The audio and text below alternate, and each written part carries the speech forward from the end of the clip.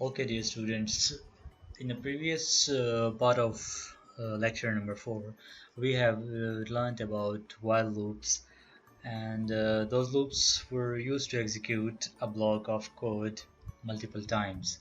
Well, in Python, we have another loop, that is for loop, which is used to iterate over an item of collection, such as a string. Well, I'm purposely using string because you are pretty much familiar with it, because a string is a sequence of characters, so it looks like a collection. We can use a for loop to iterate over each character in the string and then do something with it. Here is an example. Let's say that for item in Python. Okay, now here for is the built-in function used for our loop purpose, and item is the loop variable. Well, loop variable, in each iteration this variable will hold one item regarding what? If the string is containing of some different characters, so in one loop or one iteration in that loop, first character will be p in that string. In the next iteration it will be y, and in the third iteration it will be t, and so on. So in other words, we can say that each iteration of this item variable will hold one character at a time. Okay, well, in Python we can define a list using sequence, yeah, or other words we can also say that lists are basically placeholders. uh, Basically these lists are contained within the square brackets. मतलब कहने का ये है कि list में आपके पास कोई भी वेरिएबल, लेट से अगर आपके पास प्राइस के टैग से कोई वेरिएबल है, ठीक है, तो उसके अंदर डिफरेंट आपके पास प्राइसेस हैं, रेंजिंग फ्रॉम 1 टू, मतलब जितने भी प्राइसेस हैं, कोई आप कोई भी डिजिट्स डाल सकते हैं उसमें, ठीक है। तो अगर आपके पास 3 आइटम्स हैं और आप कहें कि फर्स्ट आइटम की प्राइस 10 है, सेकंड की 20 है, थर्ड की 30 है, ठीक है, तो ये एक लिस्ट बन गया। लिस्ट इन अदर वर्ड्स मैं भी कह सकता हूँ it is a collection of items, a collection of, मतलब इसमें a collection of alpha numeric type of things, ठीक है। इसमें आप डिजिट्स भी डाल सकते हैं, इसमें आप जो है ना अल्फ़ाबेट्स भी डाल सकते हैं। मैं ये भी कह सकता हूँ list of names, list of emails, list of any material which you want to store data about it. Okay, so अगर मैं प्रीवियस उसको कोड फॉर लूप में उसको कंसिडर करूँ, ठीक है, तो फॉर आइटम इन लिस्ट। अब लिस्ट आपके पास क्या हो सकता है? लिस्ट आपके पास, ठीक है, मैं नाम की कोई लिस्ट बना देता हूँ, ठीक है, तो सलमान, लेकिन अभी अगर नाम का बनाना है तो स्ट्रिंग होगा, लाजिम बात है, ठीक है, तो just take care of the quotes, ठीक है, Khalid, and let's say third name is something like, okay, Javed, fine। यहाँ पे इसका कलर क्यों, ओके फाइन, ओके, कलर इसका इसलिए नहीं हुआ क्योंकि इनक्लोज नहीं हुआ, ठीक है, ओके। तो ये आपके पास लिस्ट ऑफ नेम्स का आ गया। इसी तरीके से आप, मतलब है कि इसको अगर प्रिंट करते हैं, ठीक है, तो आपके पास क्या प्रिंट में क्या आएगा? अगर मैं प्रिंट आइटम करूं, ठीक है, तो टर्मिनल पे क्या आता है? Let's see it. तो देखें आपके पास ईच, जो आपके पास वहाँ पे कैरेक्टर स्ट्रिंग में क्या था, एक एक कैरेक्टर को कर रहा था। लेट से अगर मैं वो जिस तरह आपको मैंने दिखाया था पाइथन का था, ठीक है, तो फॉर आइटम इन पाइथन, ठीक है, तो पाइथन, ठीक है, प्रिंट आइटम। तो इसको अब चेक करते हैं, दोनों एग्जीक्यूट हो जाएंगे, ठीक है, ये भी हो गया, ये भी हो गया। तो स्ट्रिंग्स का अगर मैं पाइथन के हवाले से बात करूं, तो इसने उस स्ट्रिंग को उठाया, ठीक है, और उसको हर एक इटरेशन में रन किया, और हर एक डिस्टिंक्ट इटरेशन में उसने एक एक कैरेक्टर को मतलब डिस्प्ले किया, ठीक है। तो इस तरह लिस्ट में भी उसने एक एक जो नाम है, ठीक है, या जो जो मतलब उस लिस्ट में आइडेंटिकल एंटिटीज़ मौजूद हैं, ठीक है। अब तो ये नाम है, ये कोई डिजिट्स भी हो सकते हैं, ठीक है, ईमेल्स भी हो सकती हैं। तो आइडेंटिकल उसको मतलब जो कि कॉलन से कॉमा से सेपरेटेड है, ठीक है, उसको यहाँ पे रिप्रेजेंट किया टर्मिनल पे, ठीक है।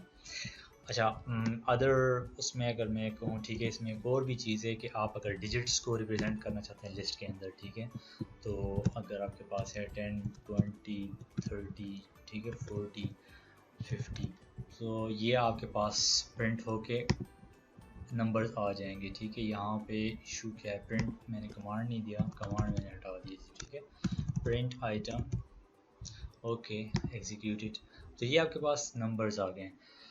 लेट्स से अगर आपको कोई 1000 एंट्रीज चाहिए, या मतलब 10 ऑफ 1000 एंट्रीज चाहिए, तो हम तो ये बैठ नहीं सकते, उसको बैठ लिखें और मतलब 10 20 30 अप टू 1000 और अप टू 10,000, ठीक है। उसके लिए आपके पास फंक्शन मौजूद है, ठीक है, एक अलग सा रेंज के नाम पे, ठीक है। फंक्शन है आपके पास कि रेंज, ठीक है। लेट्स से मुझे 10 तक डिजिट्स चाहिए, ठीक है, प्रिंट करके।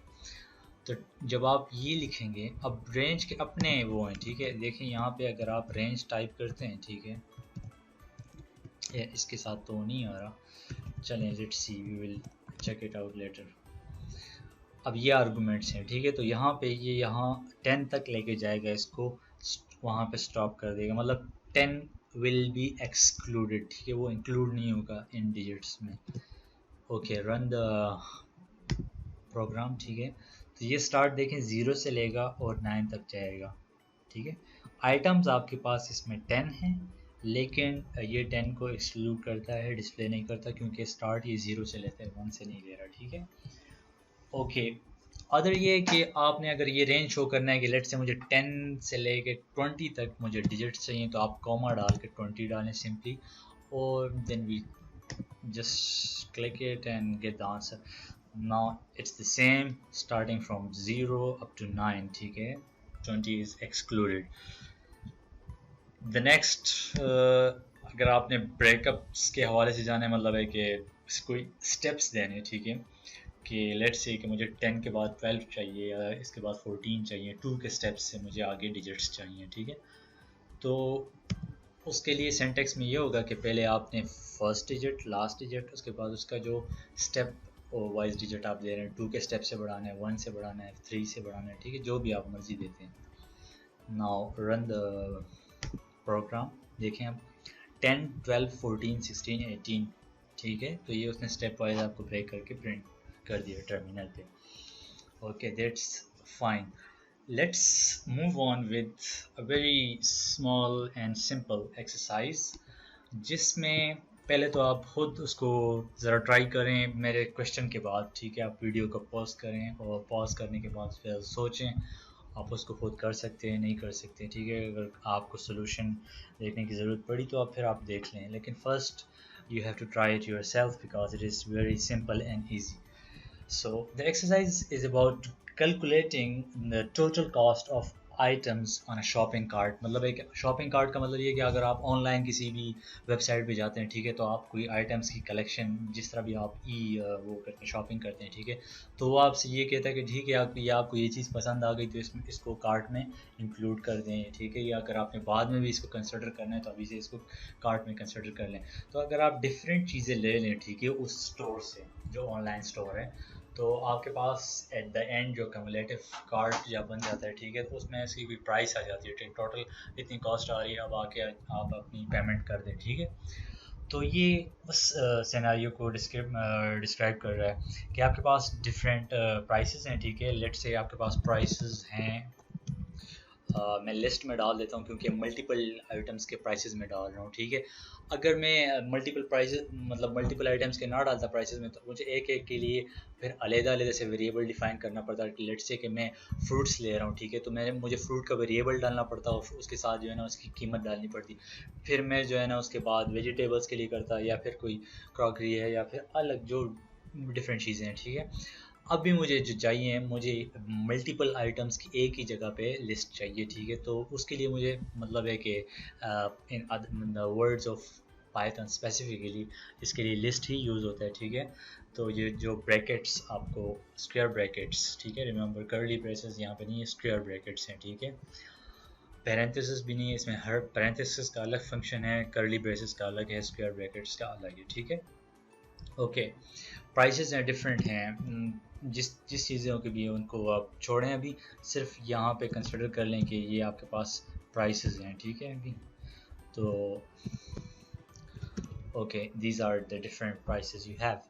सो मुझे एंड पे क्या चाहिए कि चलें इसको थोड़ा सा बढ़ा दें ताकि आपको कुछ ना कुछ वो दे दें। ओके, ये आपके पास 1 2 3 4 5 6 7 मतलब ये डिफरेंट आइटम्स हैं, ठीक है। और इन आइटम्स की मुझे कम्युलेटिव प्राइस चाहिए, या जितनी भी इसकी कीमत बन रही है, ठीक है, जो एंड में मैंने पे करनी है। तो for you have to use for loop and tell me the price, the cumulative price in the end.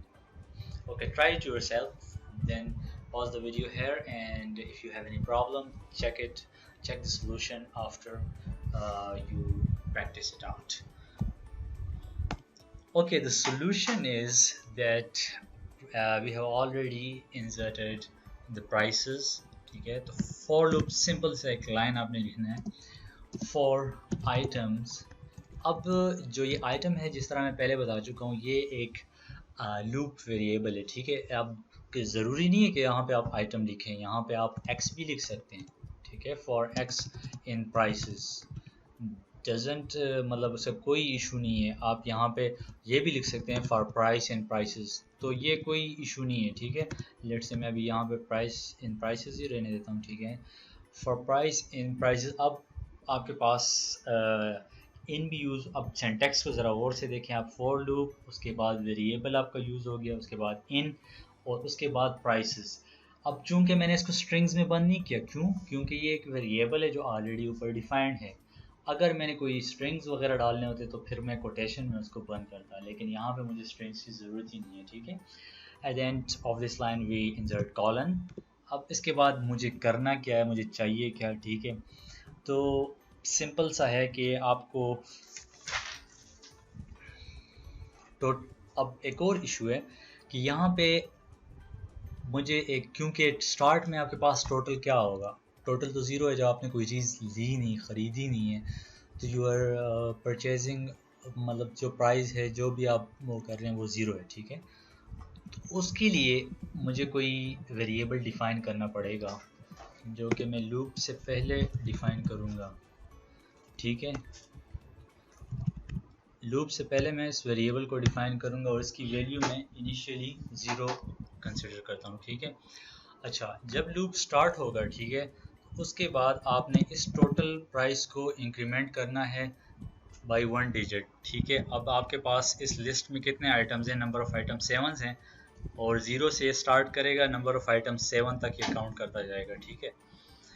Okay, incremental form जो हमने पहले सीखी थी शॉर्टकट के लिए, वो ये था कि प्लस एंड इक्वल्स टू, ठीक है।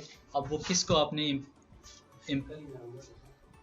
आपने इंक्रीमेंट करना है, अपने प्राइस को इंक्रीमेंट करना है, ठीक है। तो this is your price, okay. Now I need a print of the total amount, ठीक है। तो मुझे इस लूप से बाहर निकलना पड़ेगा, क्योंकि आपके पास टोटल तो आ जाएगा, ठीक है। ये टोटल, इसी टोटल के अंदर इसकी जितनी भी टोटल है, 10 प्लस 20 30 70 जो भी आगे इसका टोटल बनता है, ठीक है, वो इस टोटल के वेरिएबल में स्टोर हो जाएगा। अब मुझे इस टोटल का प्रिंट चाहिए, ठीक है। वो मैं इस फॉर लूप के अंदर उसका प्रिंट नहीं लिखूंगा, क्योंकि वो प्रिंट को भी फिर हर एक उसको इटरेटिवली उसको प्रिंट करता जाता है इटरेटिवली। तो मुझे तो इटरेटिवली प्रिंट नहीं चाहिए, मुझे एक ही प्रिंट चाहिए किस चीज़ का, जितना भी टोटल उसका एक्यूमुलेटिव आता है मुझे उसका टोटल चाहिए, ठीक है। So you have to write print and मैं फॉर्मेटेड स्ट्रिंग यूज़ करूँगा, ठीक है। Formatted string as we know that it starts with the prefix of F and with the colons, your quotes, sorry, and I write it as total, and the total is okay. What is the total? यहाँ पे curly braces आप use करेंगे। curly braces में आप क्या डालेंगे, आप यहाँ पे आपका जो आपने डिफाइन किया हुआ है ऑलरेडी ये वेरिएबल टोटल, ठीक है, क्योंकि ये मुझे टोटल ही चाहिए, उसकी जो वैल्यू बनती है एंड में, ठीक है, टोटल। अब आप ये भी आप ख्याल रखें स्टूडेंट, इसमें भी इशू करते हैं कि जो केसेस हैं वो अगर यहाँ पे टी को आप कैपिटल डालेंगे तो ये उसको पिक नहीं करेगा, ठीक है। ओके दैट्स फाइन, इसको ज़रा क्लोज करें कोड्स को, and now just press the play button for the code, and on the terminal the total is 320. So this is a small exercise about the for loop. It's very simple. You can try it different programs on it. Just आपने ये समझना है कि इसमें इसके syntax आप लिखेंगे किस तरह, और उसको फिर नीचे किस चीज़ उससे एग्जीक्यूट करवाना चाहेंगे। अब ये तो आपने लिख लिया कि फोर, अब ये उस वेरिएबल में, लेकिन नीचे का भी आपने ख्याल रखना है कि आप नीचे को किस मतलब एक्सप्रेशन को एग्जीक्यूट करेंगे आगे। तो बहुत सिंपल है, ठीक है। Okay, this is now for this lecture and inshallah we will meet in the next session. Thank you.